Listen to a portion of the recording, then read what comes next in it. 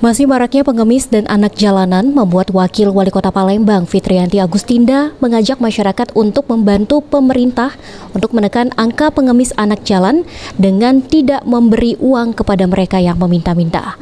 Bagi masyarakat yang ingin berbagi kepada yang membutuhkan, disarankan memberikan kepada yayasan sosial yang disediakan pemerintah, seperti panti asuhan, panti jompo, dan yayasan peduli lainnya. Fitriyanti Agustinda berharap masyarakat tidak memberi uang kepada pengemis dan anak jalanan, karena hal ini bisa memberikan efek jera agar mereka tidak minta-minta lagi. Selain itu, Dinas Sosial juga sudah memberikan tempat kepada pengemis dan orang terlantar di panti sosial. Pengemis dan anak jalan di Palembang gimana Bu Sada? Ya, kita akan bekerja sama dengan Dinas Sosial ya. Tunggu saja, dalam waktu dekat kita akan coba menyusuri Dinas Sosial dan juga Pol PP.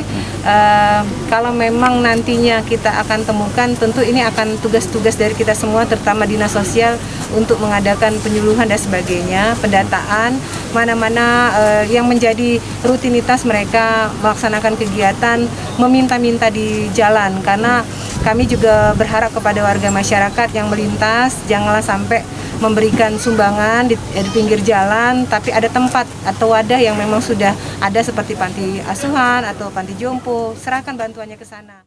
Upaya lain dilakukan pemerintah akan bekerja sama dengan Dinas Sosial, Satpol PP, melakukan patroli rutin di setiap simpang lampu merah. Abidin Rewanto, PAL TV.